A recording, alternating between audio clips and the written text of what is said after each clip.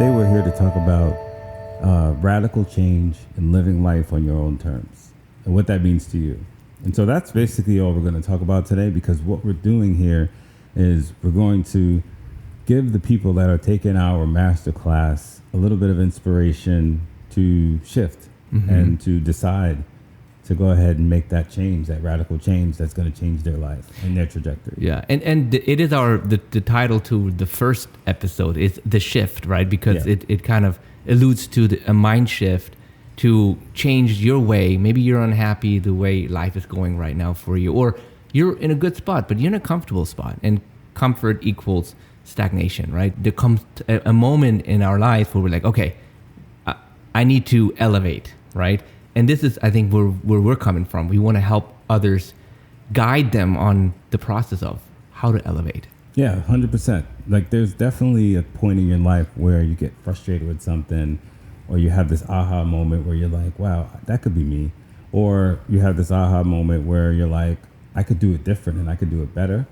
Because everything in the world, like everything we have, like these headphones, these computers, this mic, these cameras, all of it started from someone who was solving their own problem. It was birthed from a person who was frustrated with the way things are currently being done. And they said, you know what? I'm going to do something better. Are we saying you're changing this direction in such a way that it's not consistent with how you lived your life before? And obviously, when we're talking radical change, we're talking a change in a positive direction, right? What does radical mean? So radical is when it's something you're kind of afraid of, right? It's something that scares you, that you've been putting off for a while, but you're afraid to do it for whatever reason. And this is how you know when you're afraid to do something: when you just don't take the first step to do it. You do everything else but take the step. You do all this research, you write everything down, you go to all these courses and master classes. All of that is sort of a scaffolding in your way to taking that step.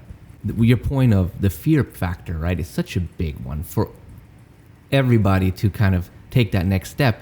But I think the three, and I listened to this, or I read this the other day, it's like there's three components that are, I think, really important to be aware of. One is have an open mind, right? Know that there's a different way, or maybe there's a different way of thinking about it. The second one is patience, because nothing happens overnight. But if you want to be calculated about success, it takes patience. And then the third one is be fearless, right? Don't let fear be an obstacle for progress. The comfort zone, because I mean, it could happen in all stages of business, whether you're just, and so it sounds like we're talking about startups, right? But we're not. We're talking about everyone who's in a position to change. Mm-hmm. So you could be a startup, you're in a position to change, right? Because you got this great idea and it may change the world. Mm-hmm. You could be in a growth stage of an existing business, right? Which means you're about to change the course of that business. You could be an enterprise business, right? With an innovation lab, or, you're just always constantly coming up with new ways to do things or making new products, right? As a big business. But that requires change. Mm-hmm. That requires you to do something different, right? Mm-hmm. So whoever's in that leadership position that can fund that change or spearhead that charge, that's another level of people that we're trying to reach. And then you got the transformation, right? Where you're a super huge company, you have an existing culture, but you want that to change. Right. This is all about change. Right. No matter what stage of business, it's radical change. Yeah. And I think it goes back to us as fundamentally as humans, right? We always progress, we always change. We can't stay stagnant. If we stay stagnant, we die, right? And it's like this cycle of always kind of moving, and there's different stages of where you're at. But you can always move. Doesn't matter where you're at. You could be at the highest level, or you could just be starting off. It's about freedom at the end of the day. And how do you achieve true freedom on your own time, doing what you need to still be a contributing kind of factor in society, in a positive manner, but do it on your own time. And that's kind of like, I think even post-COVID, it's gotten to a point where people really understand now what it means to be flexible from where you're working from, or 100%. How do you schedule your own time. As long as you get your obligations and responsibilities done, you should be able to operate whichever way you want to operate. And that's freedom, right? So that's the second part of it. So first it's radical change, and then living life on your own terms, right? So first, the mindset of getting in that zone where this is not acceptable anymore, and an entire mindset shift is necessary. And now you need some help and tools to like go through this metamorphosis, right? Like you need something that kind of like is the catalyst for the metamorphosis, but it also like you need a support system during the metamorphosis, and then you also need mentorship and all that after metamorphosis. Even when you get to where you want to be, you still need to surround yourself with people who are going to keep you climbing upward.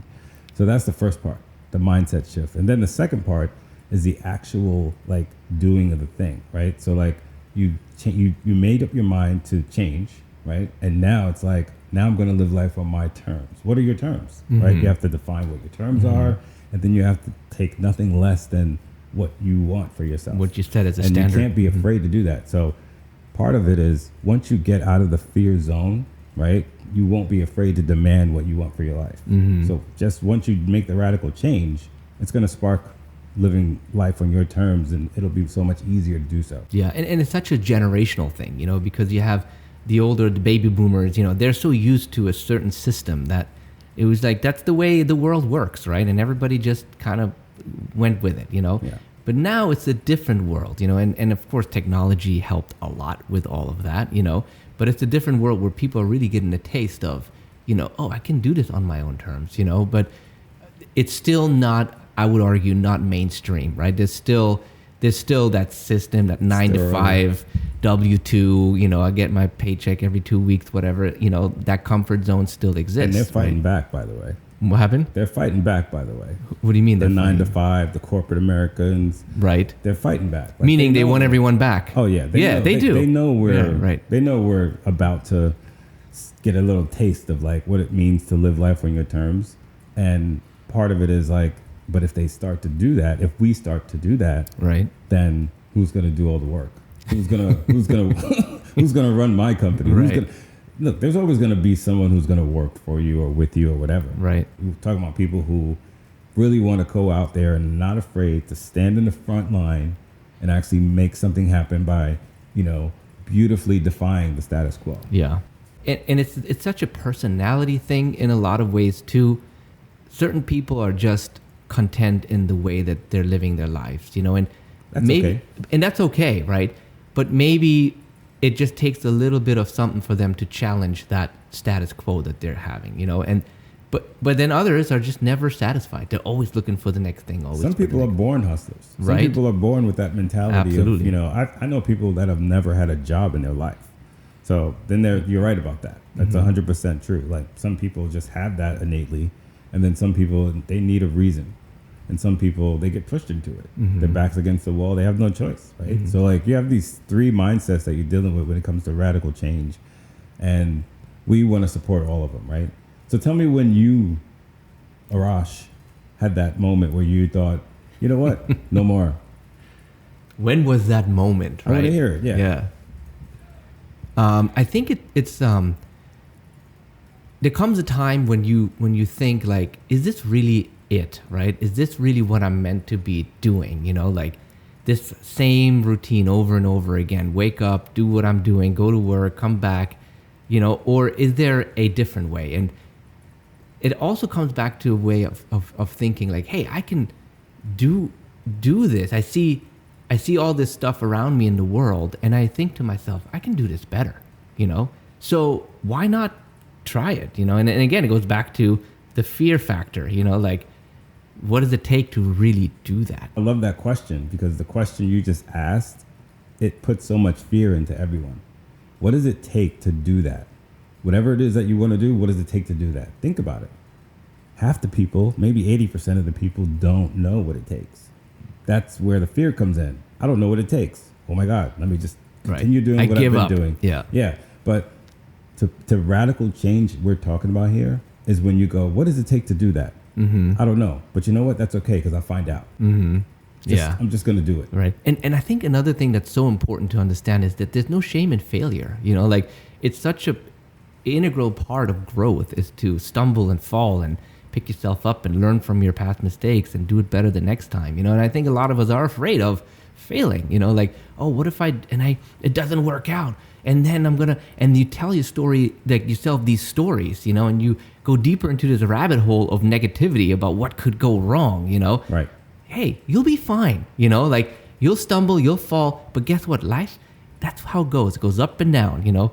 Eventually you'll come back up. So at the end of the day, if you had the tools that, you know, to mitigate those risks or to make, you know, or to move with lower risks, right, and higher promised outcomes, that would be a reason to keep moving forward. And it'll give you confidence too, you know, like, okay, Right. there's a blueprint here. Exactly. You know? And that's why we launched the blueprint online, because we want you to be taking lower risks. Right. So, Exactly. I mean, that's it. Like at the end of the day, if you're taking low risk and you're promised high outcomes, you'll be more motivated to do it. So what about you? Like when was the pivotal moment for you where you figured, okay, I need to do something different? To be honest, I was working for a company, I won't say the name, but I created a system by which we could bypass something on social, right? And like it kind of was a game changer, right? Like it afforded us the ability to do way more with that, you know, with that system. And in fact, you know, we productized it, right? We did this whole package and everything, and you know, we were selling them like hotcakes at the end of the day. And I realized, not then, but when I was actually resigning from that place, I realized that I added so much value to the company, right? And at the end of the day, it was like, I don't remember receiving or reaping any of those benefits that the company reaped, right? So I was like, wow, I could have done that myself. Right. But that was kind of like a tiny spark, but it wasn't the full spark. The full spark was more when I started advancing in my career and becoming more mature, and I was kind of standing next to people who were millionaires and billionaires, and I was literally thinking to myself, this person doesn't even understand what I'm saying. Right. And how did he, you know what I mean? So everybody's respectfully has their own skill, and they've made their way with that skill. But I almost feel like what we're doing and what people want, right, is in high demand, and like very few people have the skill. Right. So it's like, it's, you know, it's just something that I was like, wow, why am I giving this away? So for me, it was always interesting to see, you know, employees work, you know, I don't know, 50, 60 hours a week, sacrificing so much for someone else at the end of the day. It's not for, I mean, there may be a good salary and a good, you know, retirement package that comes with it, but think about it. Like if you put that same effort and mentality that you have into your own thing, you know, like, and look, we always say money isn't everything, you know, but maybe let's just say you don't make the same amount of money that you would make at a, you know, prestigious company that, you know, you climbed up the ladder. But how about that fulfillment of being able to do A, what you love to do, right? And B, knowing it's for you, and C, you do it on your own terms. You do it whenever you feel like. You schedule your own day with your own family. You know, we have family time. You know, when you're having work to do, you know, and maybe you can be on vacation while you're doing it too, you know, and remote. So it's that freedom, that passiveness that I think is so attractive. So if once you're in control of how hard you want to go or how relaxed you want to be, right, I think that puts you in a good position, right? Absolutely. Because then you're like, wait, I need to push. I need to go a little bit faster. Yeah. Well, this is, you know, I've been doing good for the past 2 months. Let me slow it down a little bit. Yeah. Right. That option isn't there when you're, you know, constantly under the gun or on the clock or whatever the case may be. And I'm not saying for everybody to just jump out of their job and just do it, because like you said, not everybody's built for it. So it's like, right, those who are built for it, you know, you have to put some pieces together. We just want to bring you the pieces. We were just watching Zuckerberg's first interview in the metaverse, you know, and it was just hyper realistic, and it was such an intimate situation. My point is that it really becomes easier and easier to be independent and yet still feel like you're part of, you know, a worldwide, you know, community because of the technology we have available. So there's no better time than now to actually pivot and take advantage of the possibilities that are here already and that are coming. And like, clearly we see them coming. This is early. Like this is nothing. Like we haven't even reached the pinnacle of what we could do with technology. That's why, you know, like you said, if you take advantage of what we have right now, you may see that you can break through and push it even further. Whatever happens along the way, It's the experience. That's right. Wins, losses. Right. Don't even call them losses. Call them learnings. Right. Right. Wins and learnings That's is all right. we have here, right? Because it's like either you're winning or you're learning. It's a whole new world, and we're Yeah. here for it. We're here for it. Yeah. That's right. I'm Clarence. And I'm Arash. And we're DDG, Design District Group. We're here to give you the tools and resources to dominate the world. Visit wearedesigndistrict.com. There you'll find all kinds of very useful articles and our free masterclass where you'll learn how to dominate the world.